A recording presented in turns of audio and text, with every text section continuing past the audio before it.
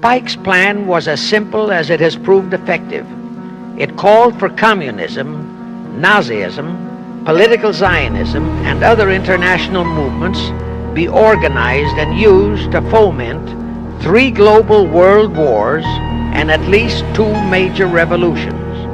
The First World War was to be fought so as to enable the Illuminati to destroy Tsarism in Russia, as vowed by Rothschild after the Tsar had torpedoed his scheme at the Congress in Vienna, and to transform Russia into a stronghold of atheistic communism. The differences stirred up by agents of the Illuminati between the British and German empires were to be used to foment this war. After the war would be ended, communism was to be built up and used to destroy other governments and weaken religions. World War II, when and if necessary, was to be fomented by using the controversies between fascists and political Zionists. And here let it be noted that Hitler was financed by Krupp, the Warburgs, the Rothschilds, and other internationalist bankers, and that the slaughter of the supposed 600,000 Jews by Hitler didn't bother the Jewish internationalist bankers at all. That slaughter was necessary in order to create worldwide hatred of the German people and thus bring about the war against them. In short, this Second World War was to be fought to destroy Nazism and to increase the power of political Zionism so that the State of Israel could be established in Palestine. During this World War II, international communism was to be built up until it equaled in strength that of united Christendom. When it reached that point, it was to be contained and kept in check until required for the final social cataclysm. As we know now, Roosevelt, Churchill, and Stalin put that exact policy into effect, and Truman, Eisenhower, Kennedy, and Johnson continued that same exact policy. World War III is to be fomented by using the so-called controversies the agents of the Illuminati, operating under whatever new name, are now stirring up between the political Zionists and the leaders of the Muslim world.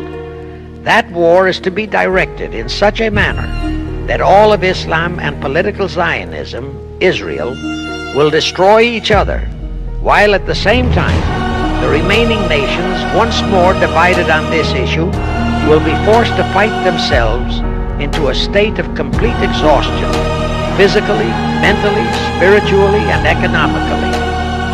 Now, can any thinking person doubt that the intrigue now going on in the near, middle, and far east is designed to accomplish that satanic objective?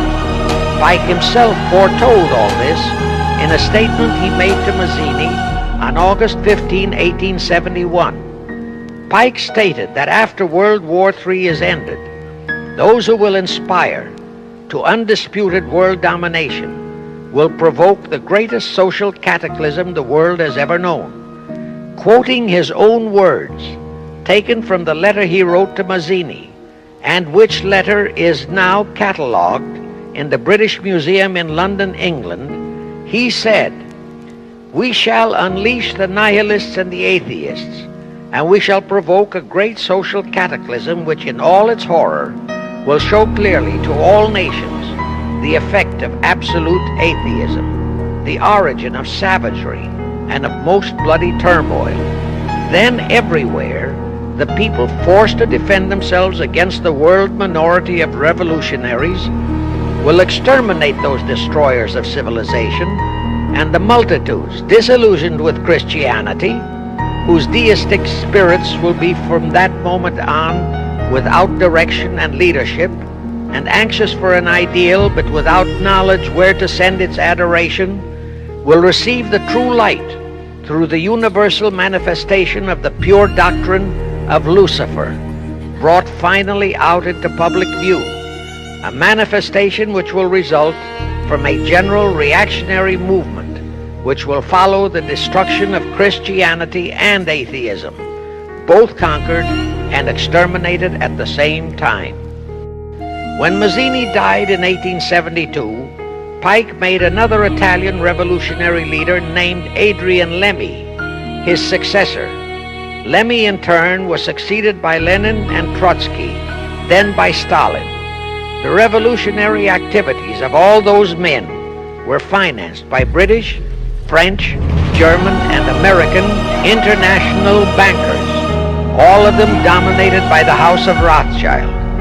We are supposed to believe that the international bankers of today are only the tools or agents of the great conspiracy, but actually they are the masterminds behind all of it. While the general public has been brainwashed by all the mass communications media into believing that communism is a movement of the so-called workers, the actual fact is that both British and American intelligence officers have authentic documentary evidence that international liberals operating through their international banking houses, particularly the House of Rothschild, have financed both sides in every war and revolution since 1776. Those who today comprise the conspiracy, the CFR in the United States, direct our governments, whom they hold in usury through such methods as the Federal Reserve System in America, to fight wars such as Vietnam, created by the United Nations, so as to further Pike's Illuminati plans to bring the world to that stage of the conspiracy when atheistic communism and the whole of Christianity can be forced into an all-out Third World War within each remaining nation, as well as on an international scale.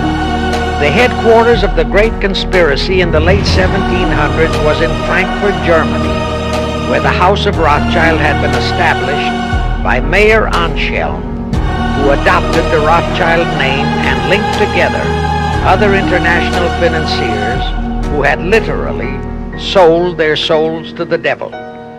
After the Bavarian government's exposure in 1786, the conspirators moved their headquarters to Switzerland, then to London.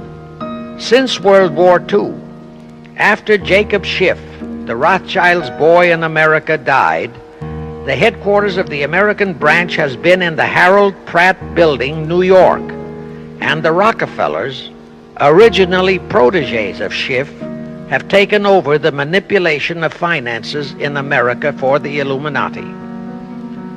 In the final phases of the conspiracy, the one world government will consist of the king dictator, head of the United Nations, the CFR, and a few billionaires, economists, and scientists who have proved their devotion to the great conspiracy. All others are to be integrated into a vast conglomeration of mongrelized humanity, actually slaves.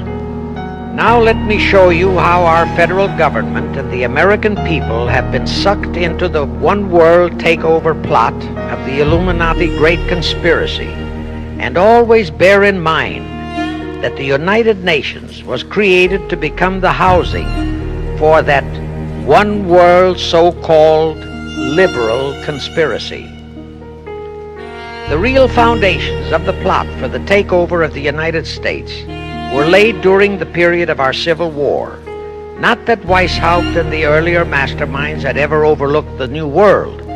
As I have previously indicated, Weishaupt had his agents planted over here as far back as the Revolutionary War.